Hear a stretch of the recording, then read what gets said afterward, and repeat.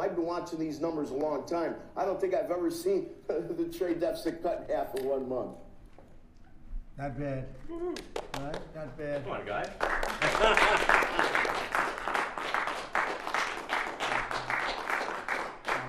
I see Howard and Scott are here, so it's great. You guys want to stand over here? You might as well. You're the ones that help produce those numbers, and it'll only get better. The tariffs are so important, and that's why we were so happy with the decision yesterday where the tariffs continue, because without the tariffs, our nation would be imperiled.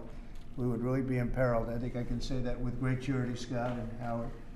And so we were very happy to get that decision, that big decision yesterday.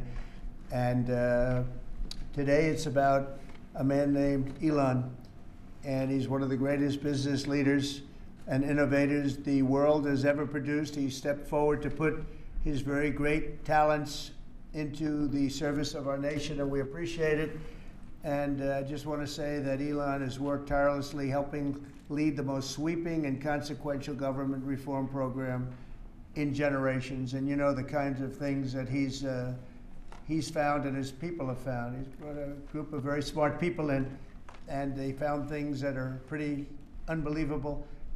I have to say that the numbers that we're talking about are substantial, but they're going to be very much more substantial with time, because many of the things that we're working on right now, we're going to have to remember Elon as we find them, but the numbers could double and triple because many things, we don't want to go out with them until we're sure, but we've found things that are unbelievably stupid and unbelievably bad. With the Department of Government Efficiency, Elon's delivered a colossal change in the old ways of doing business in Washington. DOGE has installed geniuses with an engineering mindset and unbelievably talented people in computers. I actually asked Elon one time, what's their primary thing? And they have a lot of primary things, all having to do with being smart. But he said the thing that they're really the best at is working with computers, so that they can't be outsmarted by somebody that's not so honest, that happens to also be good with computers, but not as good as these people. But the mindset in the senior ranks of every federal department, and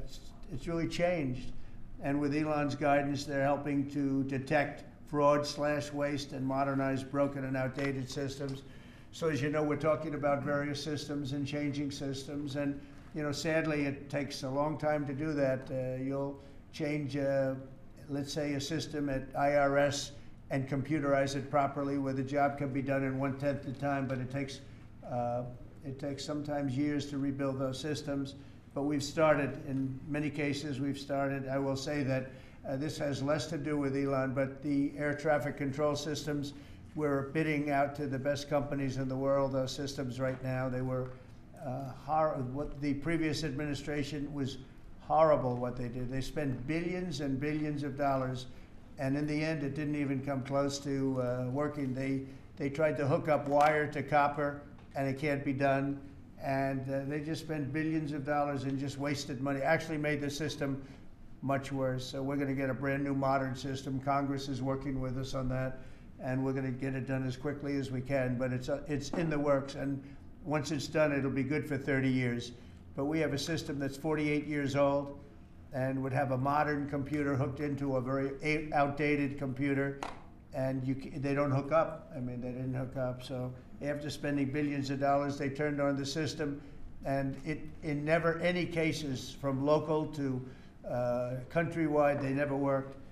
More than 75,000 bureaucrats have voluntarily left their taxpayer-funded jobs to come out and really do the job. Countless wasteful and unnecessary contracts have been terminated, and you know that we have terminated many contracts, and many contracts, Elon, are right now being looked at. Yes. And it may be 6 months, it may be almost a year in some cases. We're going through procedures, we're going through courts, and we'll remember you as we announce billions of dollars of extra waste, fraud, and abuse. Just as an example, DOGE canceled $101 million for DEI contracts at the Department of Education, $101 million, and that was just a small section of the Department of Education. $59 million for illegal alien hotel rooms in New York City, and the landlord never made the kind of money that he made in the last short period of time. $59 million to a hotel in New York City, $45 million for diversity, equity, and inclusion scholarships in Burma. In Burma, does anyone know about Burma? $42 million for social and behavioral change in Uganda. $40 million to improve the social and economic inclusion of sedentary migrants. I can say it's $2 billion to Stacey Abrams and her environmental movement. There was $100 in the account, and all of a sudden they found $2 billion in the account.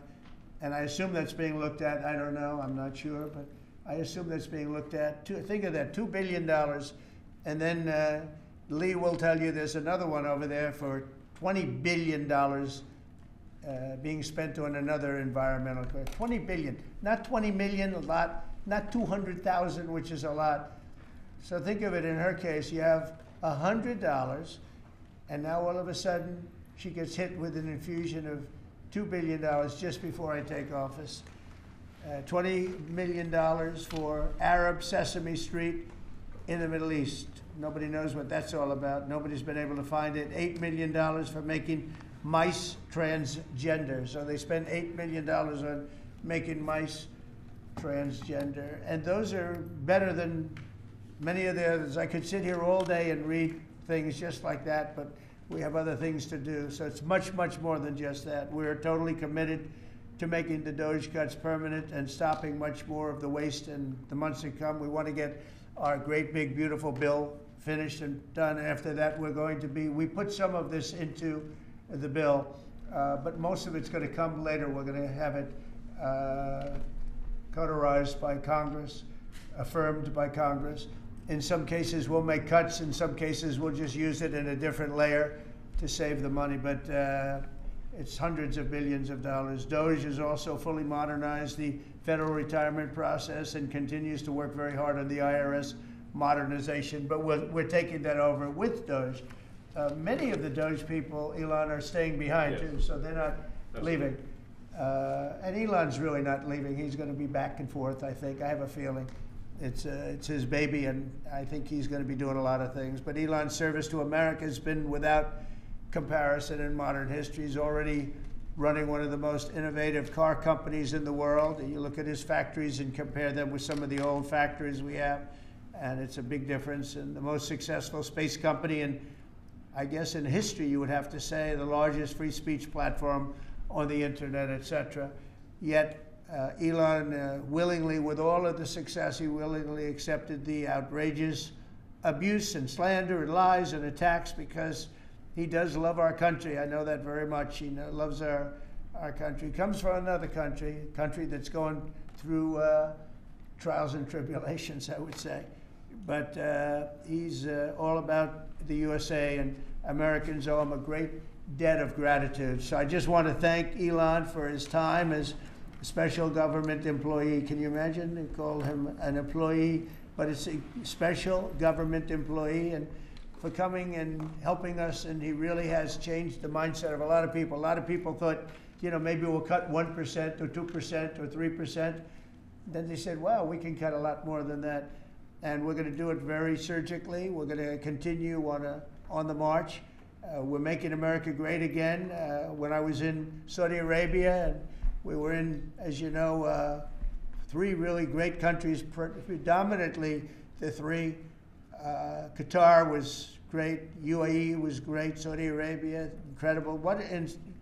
Such an incredible experience to be in those 3 countries.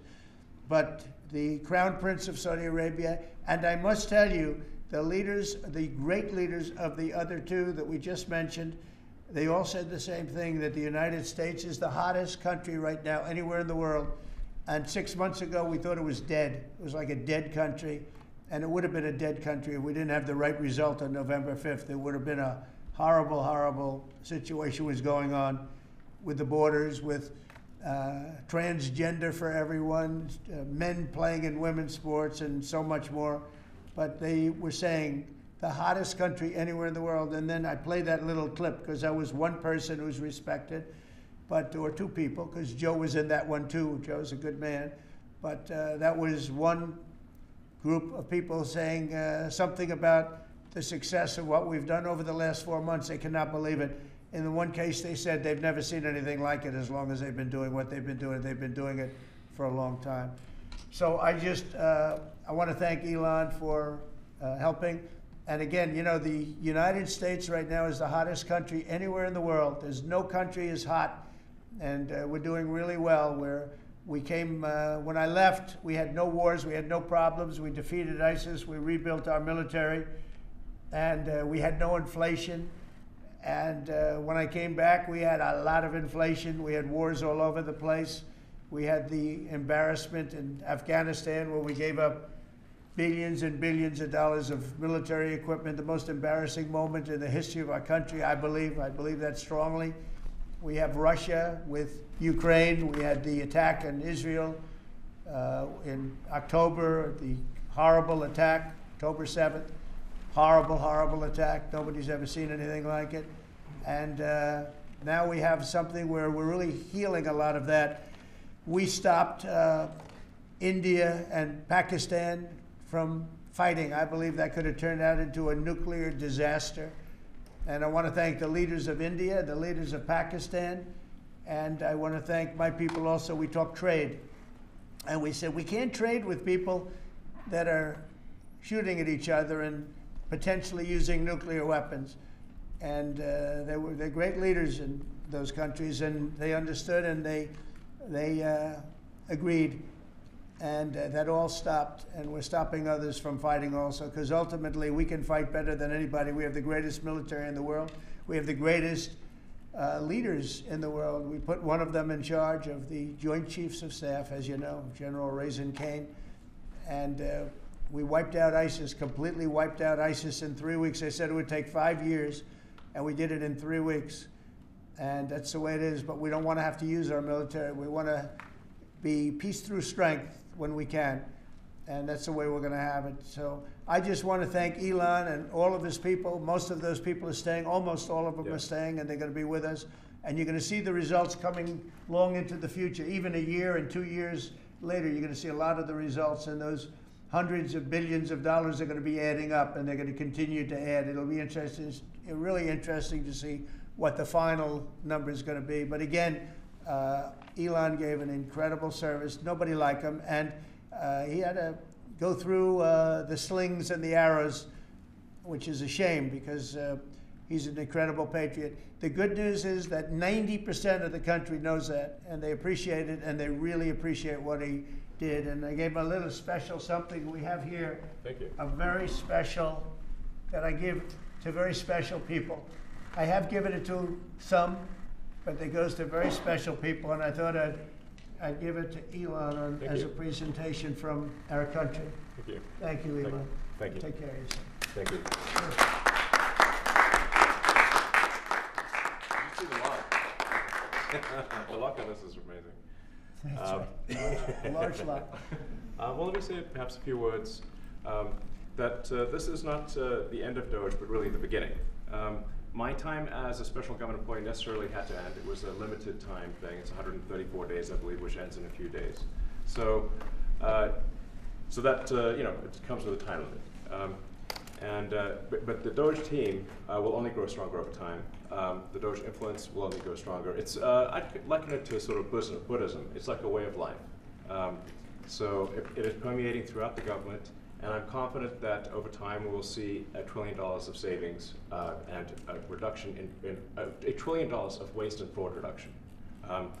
The calculations of the DOGE team thus far, in terms of an FY25 to FY26 delta, are over 160 billion, and that's climbing.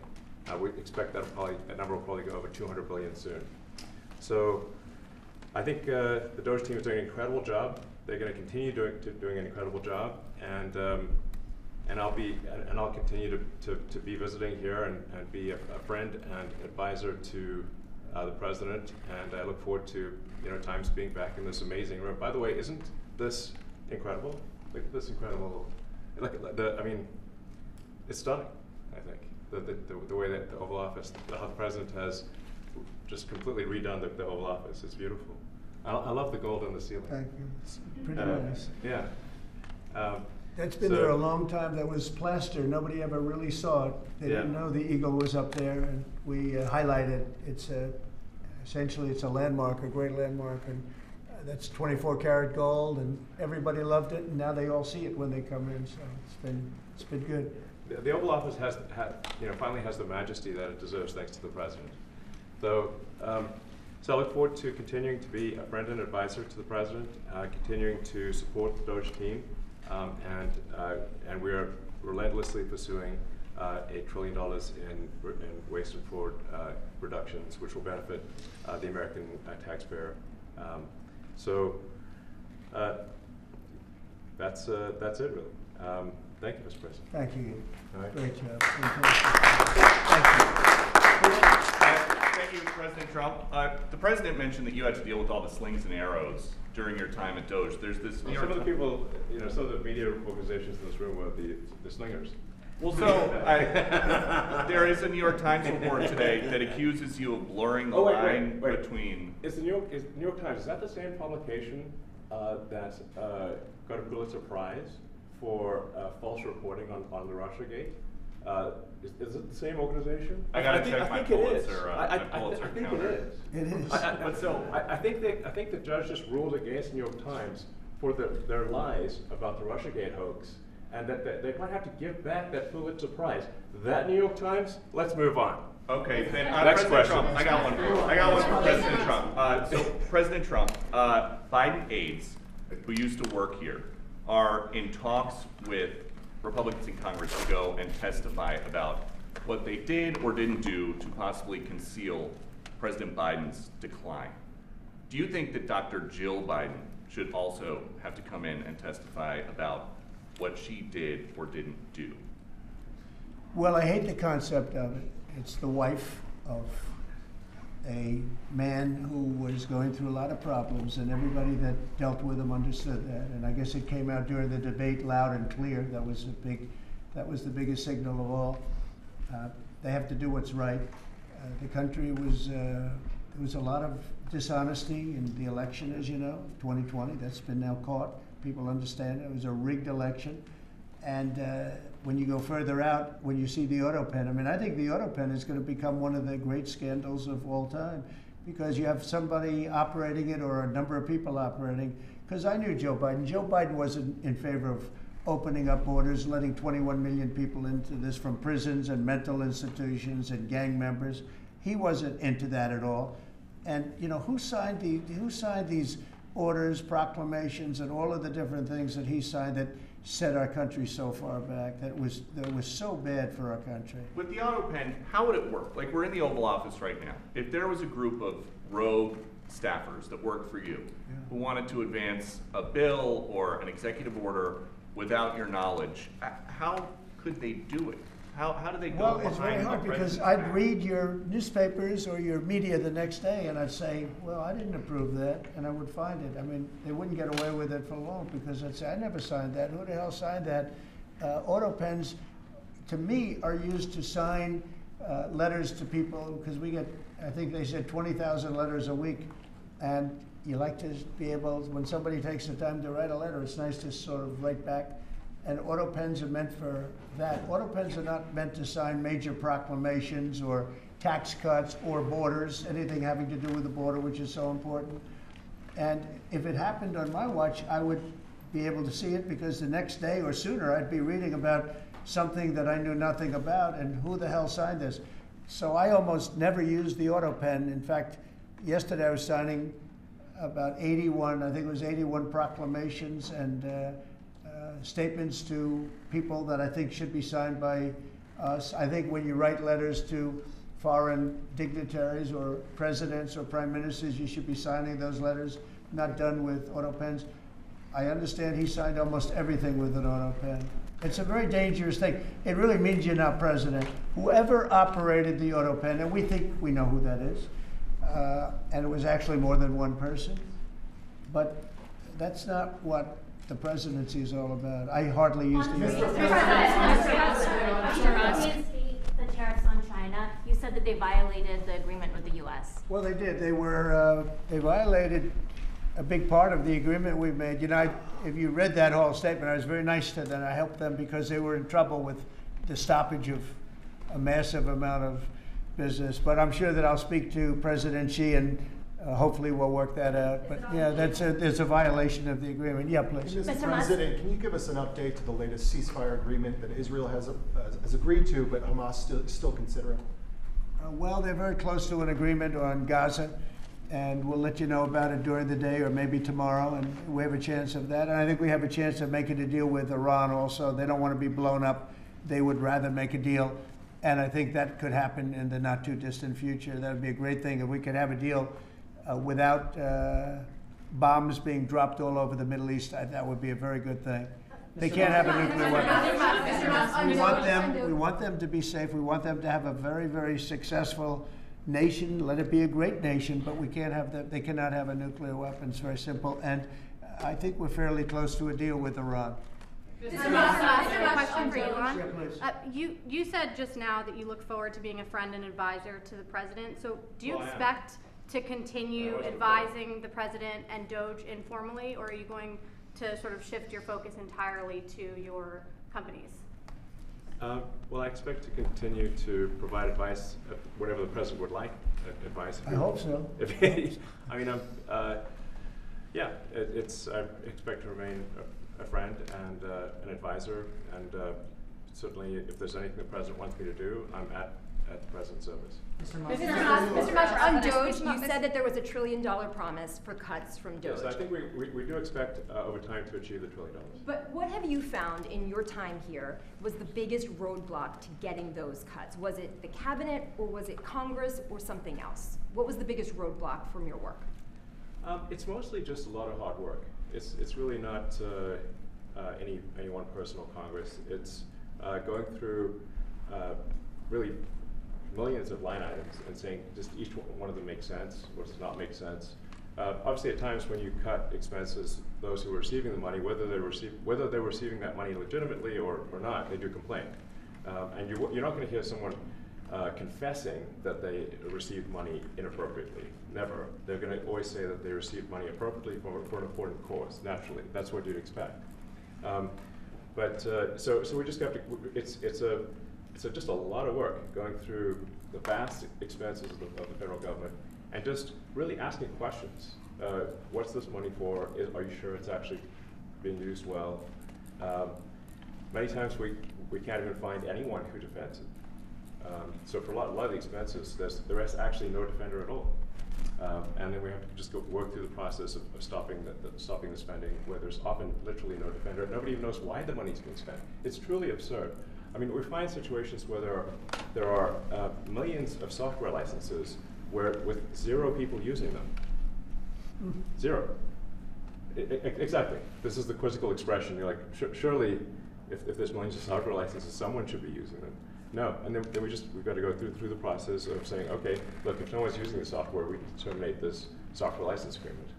That's everywhere in the government, by the way. Mr. Musk, what do you think would be easier, colonizing Mars or making the government efficient? It's a tough call, but I think colonizing Mars and making life multi-planetary is harder. And as I said, we do expect to achieve over time the $1 trillion of savings. We can't do it in like a few months, but if you say by the official end of DOGE, which the president may choose to next year, say by the middle of next year, with the support of the president and Congress, could we achieve $1 trillion of savings? I think so. We're on track to do so. Do you have faith that Congress is going to? Thank you, Mr. President. You had mentioned earlier in the week that DOGE had become a whipping boy, and as the president mentioned, you went through a lot to go through this process. Yeah. Was it worth it for you, and what would you change? Yes, so what we found was happening was that if there were any cuts anywhere, then people would assume that was done by DOGE. And so we became like essentially the DOGE boogeyman, where if any cut anywhere would be ascribed to DOGE. A friend of mine's daughter, who's at law school at Georgetown, thought that DOGE had cut the Senate, the internships with the legal internships for the Senate, and we have nothing to do with that. So if they have been cut, it's not to do with us, just as an example. So, you know, it just became a bit ridiculous where any cut anywhere was somehow DOGE, and including things that made no sense, and we would agree made no sense. There are many things that occur in the government because it's the banal evil of bureaucracy. It's sort of the frankly largely uncaring nature of bureaucracy. It's as the great Milton Friedman said, money is spent most poorly when it is someone else's money being spent on people you don't know, and that's how federal spending is. And then you can't really even blame the individuals because the way the government works is complaint minimization.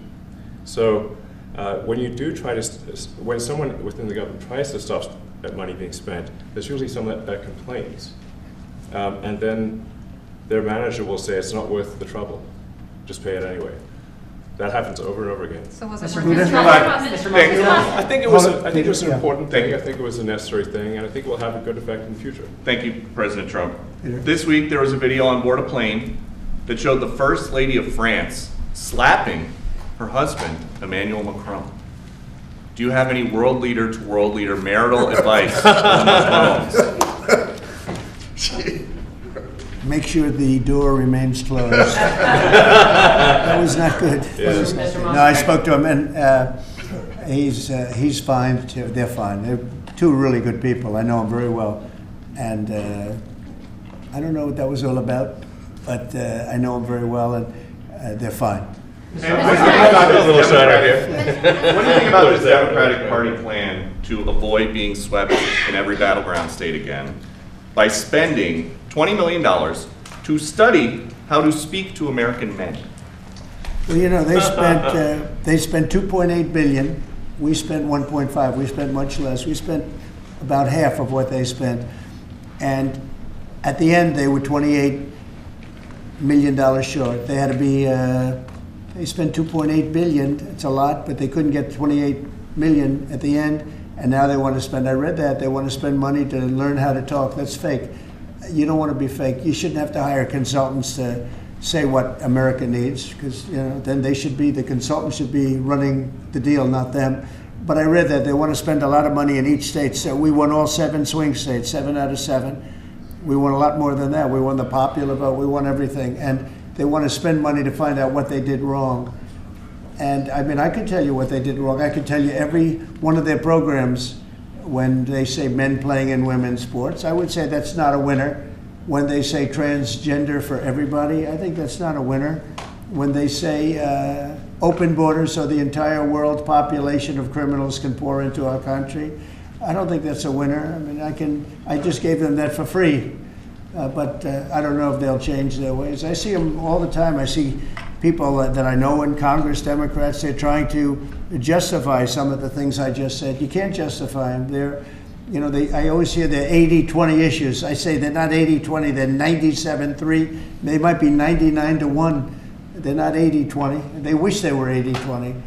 And they're wasting a lot of money if they're going to continue with that nonsense. And this one's a little bit more of a page 6 question, but back when you hosted The Apprentice, you mentioned once in 2012 that Diddy was a good friend of yours back then. He has since found himself in some very serious legal trouble. Yeah, that's true. Would you ever consider pardoning him? Well, nobody's asked. You had to be the one to ask, Peter, but nobody's asked. But I know people are thinking about it. I know they're thinking about it. I think some people have been very close to asking.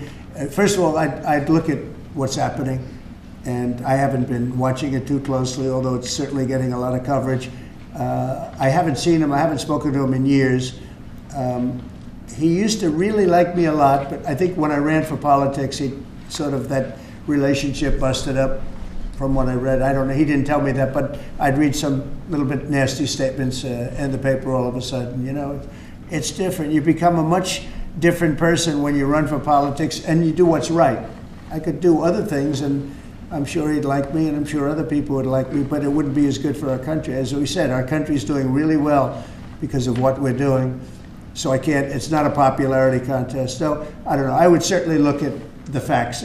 If I think somebody was mistreated, Whether they like me or don't like me, it wouldn't have any impact on me. Mr. President, on the big beautiful bill, would you like to see the Senate build in some support for your tariffs on the big beautiful bill, or should that be a standalone bill? I have great support on the tariffs. I mean, I was so honored that we got that ridiculous stay lifted, because that would have taken away presidential power. It would have taken away everything that was granted by the founders. It would have been a terrible thing. And it would have, most importantly, would have left us vulnerable. We have a lot of countries that use tariffs on us and use them viciously, actually, viciously. And if we didn't have the power to use tariffs on them, and instantly, not when you go back to Congress and try and get hundreds of people to agree on something, that would take months to get just one simple proclamation. If we didn't have the power to counteract their powers, you wouldn't have a country left. We have to act fast. We have to be fast and nimble, as they say. And that was a really great moment, I think, yesterday when that stay was lifted. And hopefully now we'll go to court and just win that battle. Because if we don't have the power to do what they're doing to us, we are going to be a great nation no longer. Elon Musk was once idolized by folks on the left in this country before joining your administration. Now he's considered a hero by conservatives. Why do you think this man, what he's done in American life, has been so politicized? Does it only have to do with you? His life has been amazing. I mean, I look at so many different things. I look at that rocket being, guided back into position. I've never seen that before. I thought it was a space movie. I thought it was a movie. You look at what he's done in terms of communication. It's been unbelievable. So many different, even tunnels going underground, not having to go through all the process of going, he's got a company that does that. He's got so many different companies. Starlink, as an example. He saved a lot of lives, probably hundreds of lives in North Carolina. I don't even know if you remember, but I called you. They needed Starlink in North Carolina. And I didn't know what the hell Starlink was. I said, what is it? Who owns it? He said, do you know Elon Musk? I said, yeah, I happen to know the gentleman. This was before his government stay. And they said, we really need it, because North Carolina was literally became an island. It was, people had no communication. They had no access to anything, and they were dying. And I called up Elon, and you can't get it because it's so successful. It's very hard to get. And he had so much of it brought over there, and they told me it was unbelievable. It saved a lot of lives. So, he's just done a lot of things. I don't think he gets credit for what he's done.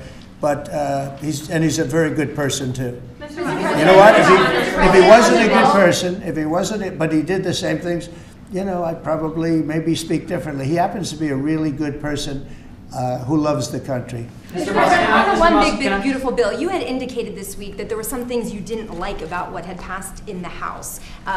What changes do you want to see the Senate make? And you had also indicated there were things you didn't like about the bill. What would you be suggesting he push senators to change in their version? Well, I'll tell you, I'll go first. It's an unbelievable bill. It cuts your deficits. It cuts, it's a huge cutting. But there's the things I'd like to see maybe cut a little bit more. I'd like to see a bigger cut in taxes. It's going to be the largest tax decrease or cut in the history of our country.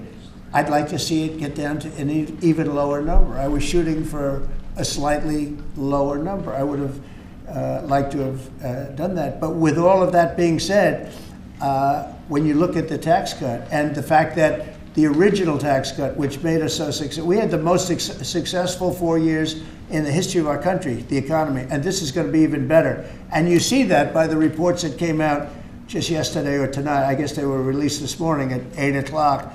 You see the kind of numbers where somebody that's a pro is like, whoa, I haven't seen numbers like this since I've been doing this. These are human emotions of professionals that have never seen numbers like, and we've just started. The bill is a great bill. It's going to be jiggered around a little bit. It's going to be negotiated with the Senate, with the House. But the end result is it extends the Trump tax cuts.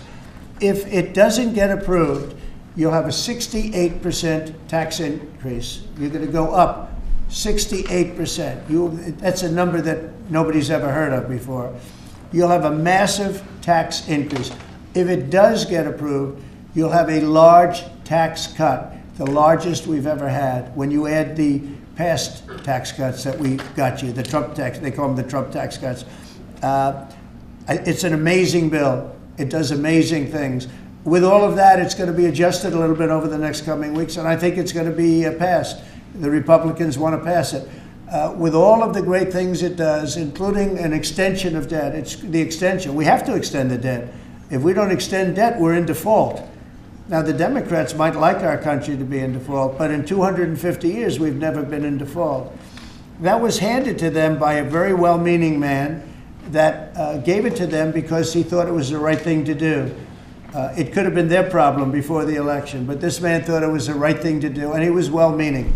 I don't hold anything against him for that, but that was put on our plate when it should have been on the Democrats. September 28th, a famous date.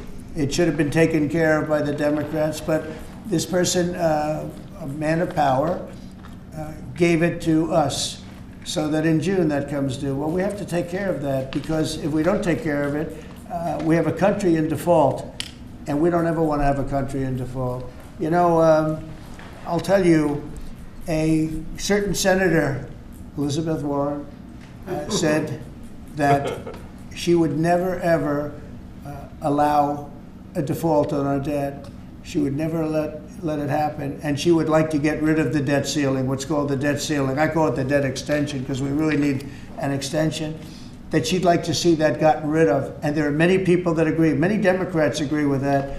But we gave that through, and you know, I don't want to say an error. He did it well-meaning. They gave that to us. It was a Democrat problem just before the election. Would have had a huge impact on the election.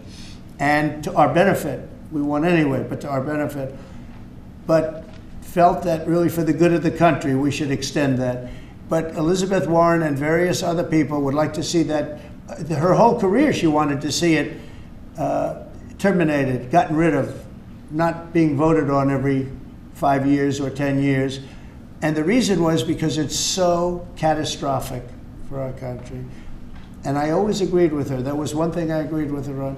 Now, I haven't spoken to her, but I would say that if you asked her that question now, she'd say, no, it's their problem. But it's a very unfortunate situation. It's a very unfair situation. And she happened to be right on that. It should be gotten rid of, or it should simply be extended. But that's one of the things that gets taken care of in this bill. That automatically gets extended for a 4-year period, and it should be. But I agree with Elizabeth Warren on that. I think you should get rid of it. It's too catastrophic. Yeah, please, go ahead. What message do you like to send to international students? Are they still welcomed to study in the United States? And one question for Mr. Musk. The students? Well, we want to have great students here. We just don't want students that are causing trouble. We want to have students. I want to have foreign students. I think Harvard, you know, it's close to 31%. That's a lot. Our country's given $5 billion plus to Harvard over a short period of time. Nobody knew that. We found that out. I wouldn't say that was a DOGE thing, but we found that out over a period of time. That was sort of a Trump thing. We ended up in litigation for other reasons because they're very anti-Semitic. And in finding out and in going through the books, we found out that the country gave them $5 billion plus, much more than that, actually. And we're having it out with them, and let's see what happens. I think we have a very good, well, it's a very sad case. It's a case we win. We can't lose that case because we have the right to make grants. We're not going to make any grants like that. But I don't think Harvard's been acting very nicely. I think Columbia wants to get to the bottom of the problem. They've acted very well. And there are other institutions, too, that are acting, but Harvard's trying to be a big shot. And all that happens is every 3 days we find another $100 million that was given. 2 days ago, we found $200 million more. The money's given to them like gravy. I'd like to see the money go to trade schools, where people learn how to fix motors and engines, where people learn how to build rocket ships, because, you know, somebody has to build those rocket ships. Yeah. And I'd like to see trade schools set up, because you could take $5 billion plus hundreds of billions more, which is what's spent, and you could have the greatest trade school system anywhere in the world. And that's what we need, to build his rockets and robots and things that he's doing, and to build lots of other things. And, you know, I went to school with people. In some cases, they weren't good students, but they could fix the engine of a car better than anybody I've ever seen. They could take it apart blindfolded. They had an ability at that. And they did very well. They made a lot of money. You know, it's a very skilled job. It's great. But I'd like to see a lot of money going into trade schools. I've always felt that. And we probably found our pot of gold, and that's what's been wasted at places like Harvard. And the money's been wasted. Yeah, please. Yeah, well, I wanted to ask quickly, Mr. Musk, is your eye okay? What happened to your eye? I noticed there's a bruise there. Well, it wasn't. I wasn't anywhere near France, so. What does that mean? No, I didn't notice his eye. First lady of France. Getting slapped, you know. I didn't notice.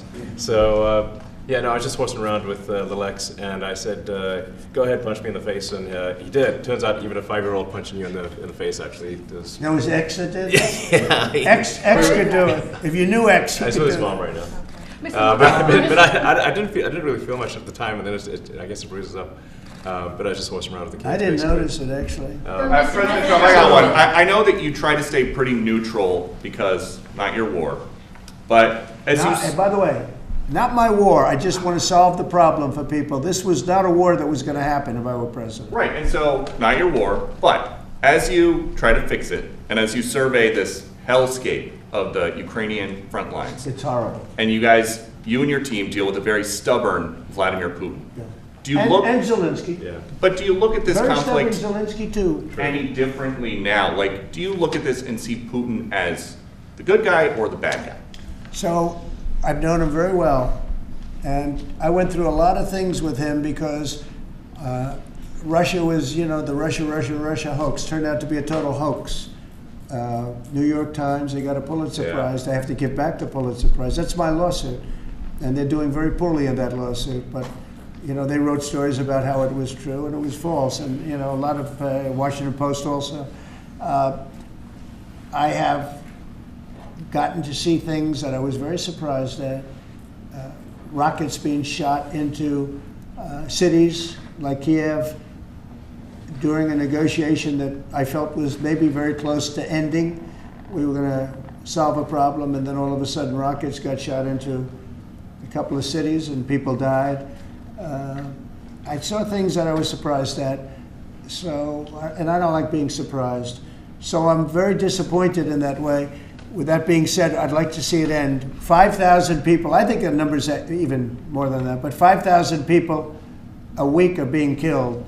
Mostly soldiers, but also people that live in little cities and towns throughout Ukraine.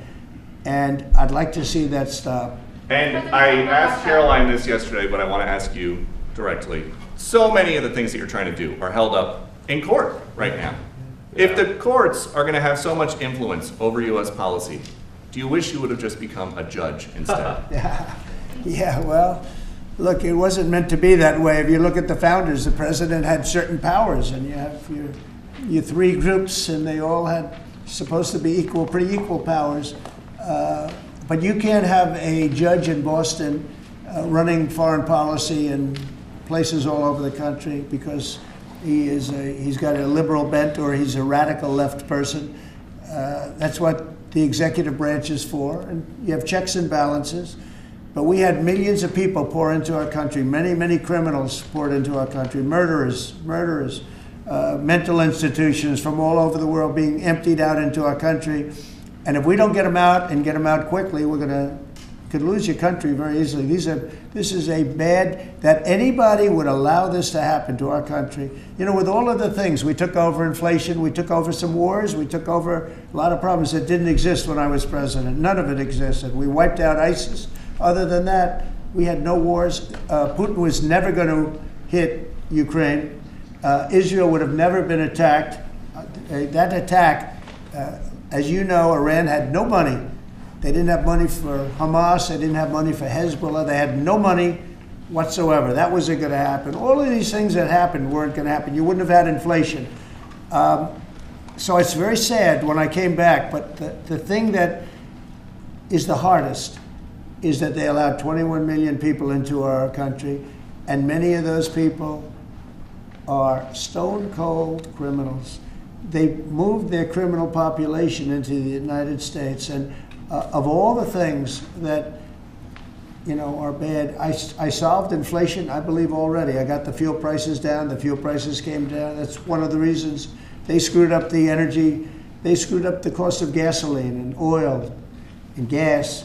And you had tremendous inflation, the greatest inflation probably in the history of our country under Biden. And when people said, oh, but the economy was, no, the economy was terrible for the people because they couldn't afford the energy. And the energy brought everything else up. Energy is the big deal. But with all of that, we solved that already. In 4 months, we solved it. $1.99, $1.98 gasoline. First time people have seen that in a long time since my term. But the hardest thing to solve is millions of people pouring into our country, many of whom are criminals. Because remember, these countries are smart. Their leaders are very street smart. They're sending the people that they don't want. They don't want the people that are there, that are law-abiding, that are productive, that are working hard. They want people that are in jails. We have them. They allow them to come in. And I always look to the other side, like, why would somebody do something? You know, in business, I try and study, why would they want to do this? Why would they want to sell it? Why would they want to buy it?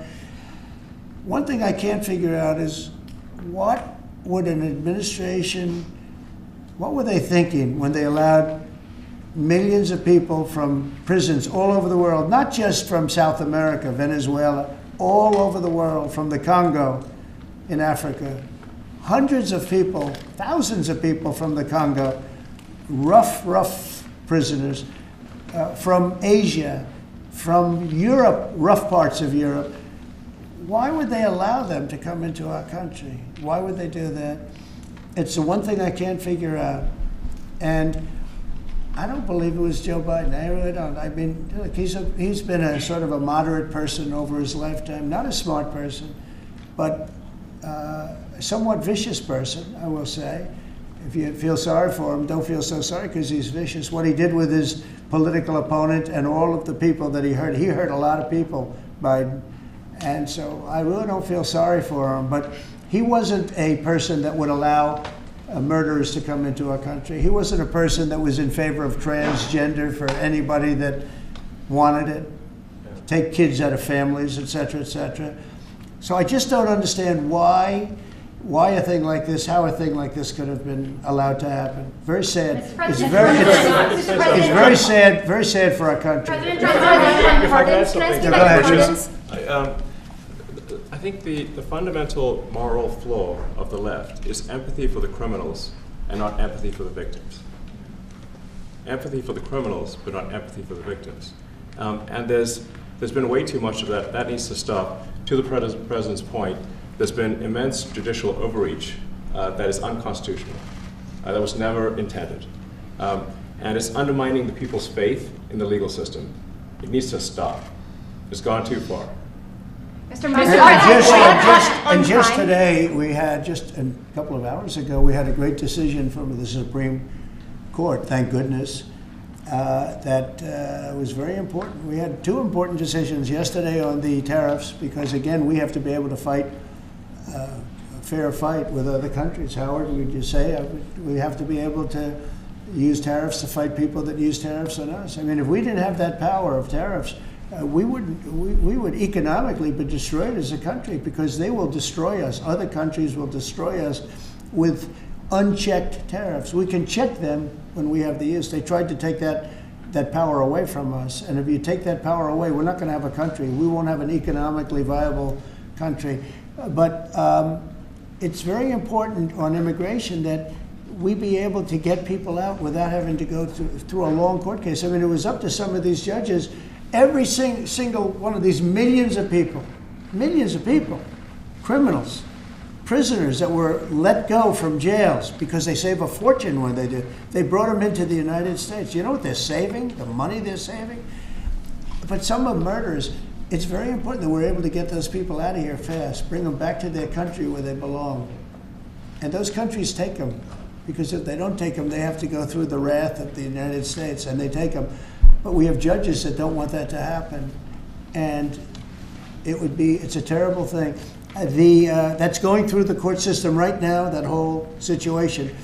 But when ICE and with Border Patrol, they've done an incredible job. When they do this incredible job, and they capture 100 killers and drug dealers, and we can't keep them for years here as we go through trials.